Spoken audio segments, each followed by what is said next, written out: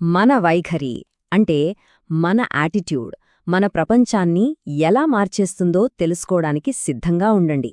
కొన్నిసార్లు మన ఆలోచన విధానం మన కళ్ల ముందున్న నిజం కన్నా శక్తివంతంగా ఉంటుంది. దాని గురించే ఇప్పుడు మనం మాట్లాడుకోబోతున్నాం. మనందరికీ డేవిడ్ మరియు గోలియత్ కథ తెలుసు. కానీ ఎప్పుడైనా ఇలా ఆలోచించారా, ఒకే సమస్యను ఇద్దరు వ్యక్తులు ఎంత భిన్నంగా చూశారని? ఒకరికేమో అది దాదాపు చావుతో సమానమైన సమస్య, కాని మరొకరికి మాత్రం అదొక అద్భుతమైన అవకాశం. అందరికీ గోలియత్ అనేవాడు ఓడించలేని రాక్షసుడు. కానీ డేవిడ్ దృష్టిలో మాత్రం అతను గురి తప్పకుండా కొట్టగలిగే ఒక పెద్ద టార్గెట్. చూడండి, ఇక్కడ సమస్య మారలేదు, కేవలం దాన్ని చూసే కోణం మారింది. అదేనండి వైఖరిలో ఉన్న తేడా అంటే. ఇక్కడే అసలు పాయింట్ ఉంది. మన ముందున్న ఒక సవాలు మనల్ని ఆపేస్తుందా లేక ముందుకు నడిపిస్తుందా అని నిర్ణయించేది మన వైఖరే.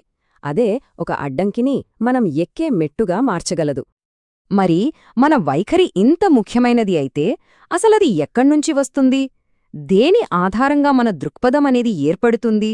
ఇది చాలా ముఖ్యమైన ప్రశ్న. మన వైఖరిని రూపొందించే 3 ముఖ్యమైన ఈలున్నాయంట. వాటిని గుర్తుంచుకోవడం కూడా చాలా సులభం. ఇంగ్లీష్లో ఎన్విరాన్మెంట్, ఎక్స్పీరియన్స్ మరియు ఎడ్యుకేషన్. అంటే మన చుట్టూ ఉన్న పరిసరాలు, మనకు ఎదురైన అనుభవం మరియు మనం నేర్చుకున్న విద్య. సరే, ఈ మూడింటిలో మొదటిదైన పరిసరాలు నుండి మొదలుపెడదాం. మన చుట్టూ ఉన్న ప్రపంచం మన ఆలోచనలను ఎంత లోతుగా ప్రభావితం చేస్తోందో ఒకసారి చూద్దాం. ఒక్క క్షణం ఆలోచించండి. మనం పెరిగిన ఇల్లు, మన స్నేహితులు, మనం పనిచేసే ఆఫీస్, మనం రోజూ చూసే సినిమాలు, వార్తలు, మనం నివసించే దేశం, ఇవన్నీ కలిసి మన దృక్పథాన్ని ఎలా తీర్చిదిద్దుతాయో కదా. ప్రతిదీ మన వైఖరిపై తనదైన ముద్ర వేస్తుంది. ఎప్పుడైనా గమనించారా? ఒక షాప్లోకి వెళ్ళినప్పుడు అక్కడి సిబ్బంది అంతా చాలా స్నేహంగా ఉంటారు, లేదా మరోచోట అందరూ చిరాగ్గా ఉంటారు. ఆ వాతావరణం మన మూడ్ని కూడా వెంటనే మార్చేస్తుంది కదూ.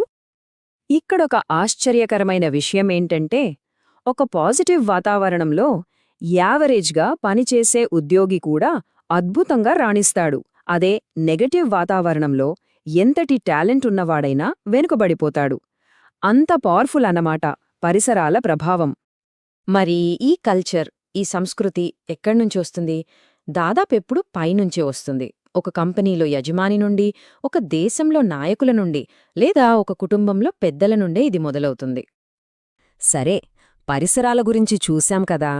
ఇప్పుడు మన వైఖరిని మలిచే మిగతా 2 ముఖ్యమైన అంశాల వైపు వెళ్దాం. అవే మన అనుభవాలు మరియు మనం నేర్చుకునే విద్య. వీటి గురించి కూడా కొంచెం చర్చిద్దాం. మన అనుభవాలు మనకు పాఠాలు నేర్పుతాయి. అంటే చూడండి, ఒక వ్యక్తి మనతో మంచిగా ప్రవర్తిస్తే వాళ్ల పట్ల మనకొక మంచి అభిప్రాయం ఏర్పడుతుంది. అదే వారి నుండి ఒక చెడు అనుభవం ఎదురైతే వెంటనే మన వైఖరి మారిపోతుంది. అనుభవం అనేది మనల్ని నిరంతరం తీర్చిదిద్దుతూనే ఉంటుంది. ఇక చివరిది విద్య. ఇది కేవలం డిగ్రీలు, సర్టిఫికెట్ల గురించి కాదు. జీవితాన్ని ఎలా జీవించాలో, కష్టాలని ఎలా ఎదుర్కోవాలో, ఇతరులతో ఎలా మెలగాలో నేర్పే ప్రతి పాఠం విద్యే. ఇది మనకు వివేకాన్ని అందించి మన ఆలోచనా పరిధిని పెంచుతుంది. కాబట్టి చూసారా, మన పరిసరాలు, మన అనుభవాలు మరియు మనం నేర్చుకున్న విద్య, ఈ 3 ఒకదానితో ఒకటి ముడిపడి ఉంటాయి. ఇవన్నీ కలిసి మన వైఖరి అనే ఒక శక్తివంతమైన వ్యవస్థను నిర్మిస్తాయి. అందుకే అంటారు గదా, మనం పనిలో ఉన్నప్పుడు ఇంటి సమస్యలను, ఇంట్లో ఉన్నప్పుడు పని ఒత్తిడిని పూర్తిగా వదిలిపెట్టలేం. మన జీవితంలోని ఒక భాగంలో ఉన్న ఒత్తిడి మరో భాగాన్ని తప్పకుండా ప్రభావితం చేస్తుంది. కాబట్టి చివరిగా మనం మనల్ని వేసుకోవాల్సిన ప్రశ్న ఒకటుంది. మన చుట్టూ ఉన్నవారి కోసం మనం ఎలాంటి వాతావరణాన్ని సృష్టిస్తున్నాం? మన మాటలు, మన పనులు ఇతరులకు స్ఫూర్తినిస్తున్నాయా లేక వారిని నిరుత్సాహపరుస్తున్నాయా? ఎందుకంటే గుర్తుంచుకోండి, మన వైఖరే మన ప్రపంచాన్ని నిర్మిస్తుంది.